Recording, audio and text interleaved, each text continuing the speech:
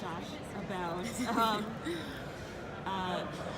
how this newfound connection, hearing the voices and trying to figure out what's going on, how is it going to affect your relationship, the sibling relationship? I mean, it was a little strained before taking the trip. Now all of this has happened. He's getting back his life. Michaela's lost it so much.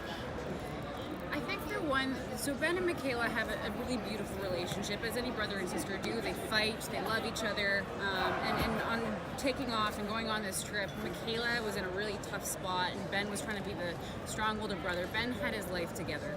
He had the perfect family, the perfect job, everything. Michaela was on the opposite end of the spectrum. She was going through a lot, questioning pretty much everything in her life, and so they started butting heads a little bit over what she should do to move forward. Her family's telling her to marry Jared, and she's not feeling worthy of that. And so it wasn't so much tension, rather than just like her family knew it was best for her, and she wasn't listening. And then in landing, Ben and Michaela are very opposite. Ben is a very logical, fact-based, science-based kind of guy. Michaela likes to be a bit more gray. She leans towards the unknown. She goes with the flow. And so with this mystery hanging over their head, she's leaning back towards the spiritual aspect of what could or couldn't have happened with them. And Ben's trying to take the logical approach. So they're going to butt heads on that. But what the good thing is they're going to balance each other out in that way as well. So we're going to see episodes where they're on opposite ends of the spectrum. He's saying, walk away from this, and she's saying, let's dive into this. And then they're going to flip-flop. She's going to be like, I can't do this anymore. And he's going to be like, no, we got to figure this out. But at the end of the day, what's really, really awesome about Ben and Michaela is that they'll always have each other's backs. They'll always balance each other out. And they are there for each other at the end of the day. That relationship is so strong, and it reminds me a lot of my brother and me. And you guys portrayed like really beautifully. And was that rapport with Josh like just right away? So it was easy for you to develop this relationship. Yeah.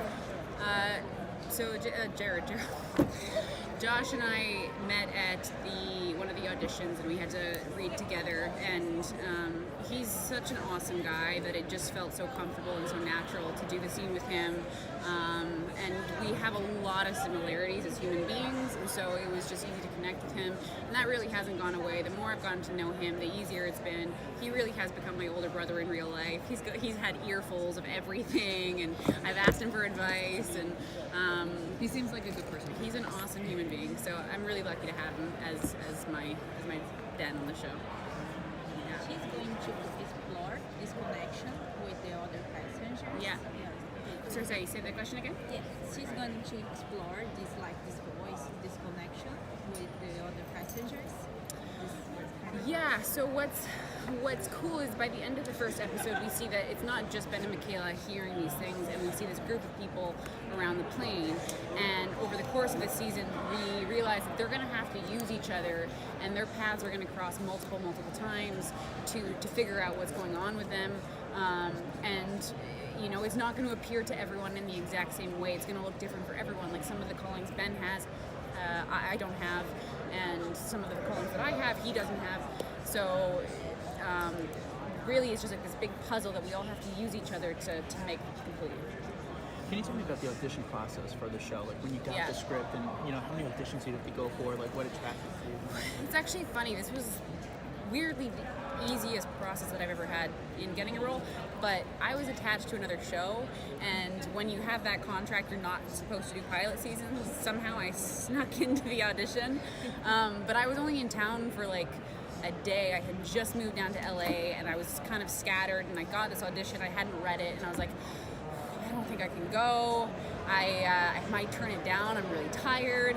And then I got home and I read the audition. I was like, there's no way I'm turning this down. It was such a unique script. I had never seen a show like this that grabbed me the way that it did, with the mystery on top, with the mystery on one side and just the really complex characters on another side. So I chose to go to the audition. I met Jeff and Jackie, two of the producers, and then a week later they screen tested me with Josh, and that was it. Are you nervous when you screen test? Because you're so close that really getting apart, and it's like it could be a game changer, it's a life changer. Like, you know, how's your mind frame during that time? I am the bridesmaid, or never the bride. So I have screen tested for so many things and never gotten them that by this point I was like, I'm into it. I'm not gonna get it. It's fine. On top of the fact that I was still attached to another show, so even that I was like, whoever gets this is gonna be so lucky, but it's not gonna be me because one, I never get it. I'm that person, and two, I like contractually obligated to something else. But thankfully, stars aligned, and here I am. So I'm really lucky. Do you have anything about J.R. Ramirez that nobody knows about? Any dirt on him? Ooh, I like this question. He's obsessed with his dog. Obsessed with his dog.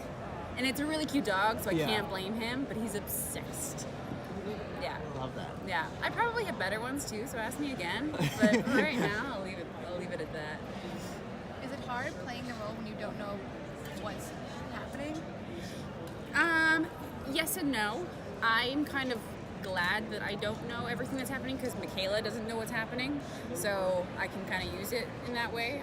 I don't think any of the passengers really know what's going on, and they're trying to figure it out. So like whenever we get a new episode, we get to find out a little bit more, and it feels like we're going through what the character is going through. So yeah. Can you talk a little bit about the relationship with Jared and your character's best friend?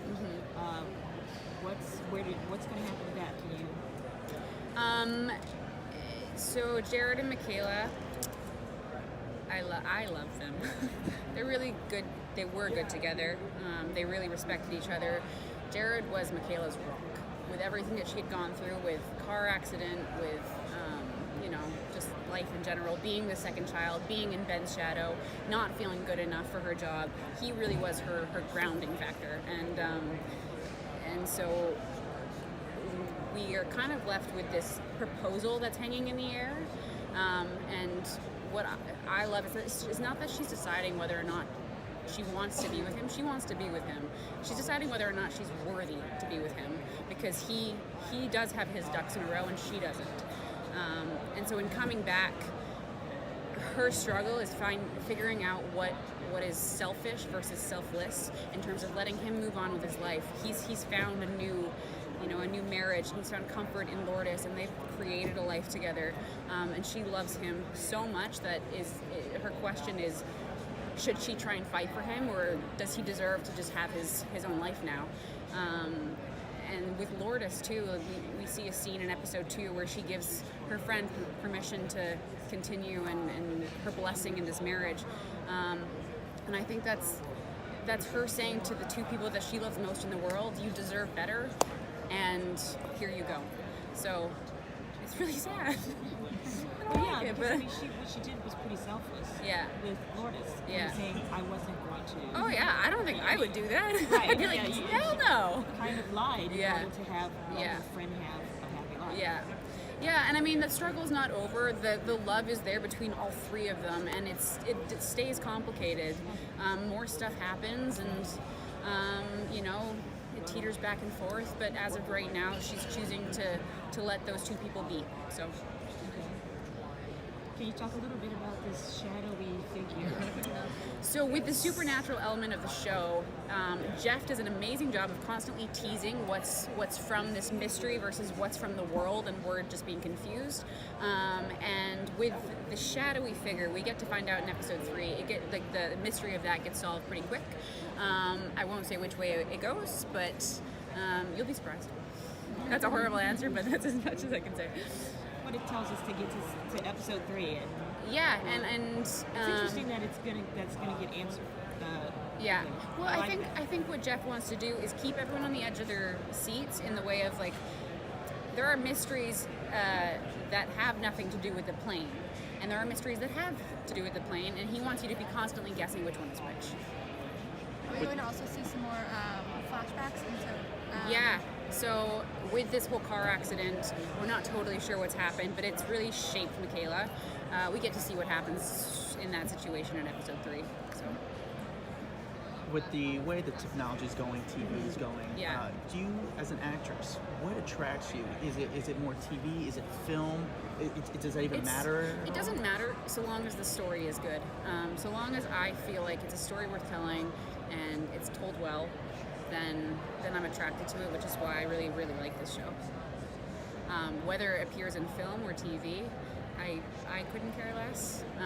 But on this show specifically, I've gotten to work with phenomenal actors and an amazing showrunner/writer. So I feel very blessed. Are you improvising lines at all, or is it just totally by the script? You know, with all of the moving pieces of the show, we've had to stay on script pretty specifically. I stray every now and then just because I'll forget things a lot, but for the most part, they've done such a good job writing that we try and stay true to that. Well, do you have a special strategy to memorize your lines? I mean, do you study it nonstop, or you just have a photographic memory? I have a very good short-term memory, so I can remember it for the day, and then whoosh, it's gone. But no, for the most part, I'm pretty good at memorizing. But when you're doing 6 scenes a day, by the end of it, you're like, I forgot. So, yeah. Are there any big scenes you're excited for, the new fans of the show to see? There's a scene, actually in episode 9, I think we're in episode 9. So we've just started episode 9. There's some really, really good stuff. I know it's a long way away, but it's so good. It's so good. Things really kind of come to a climax at that episode. So. Do you feel you relate to your character? Completely, yeah. When I read Michaela, it was really cool. You get characters that you'll have to study and do research on and figure out. Michaela was really easy for me just because she's a character of lapsed faith. She was raised very religiously, and she's kind of the screw up of the family. I can relate to that. I was raised by a pastor, and I'm a middle child, and so I've had my own journey of figuring that kind of stuff out. But she keeps putting one foot in front of the other, so she's like the version of me that's super strong, and I love that. Thank you very much. Thank you guys. All right.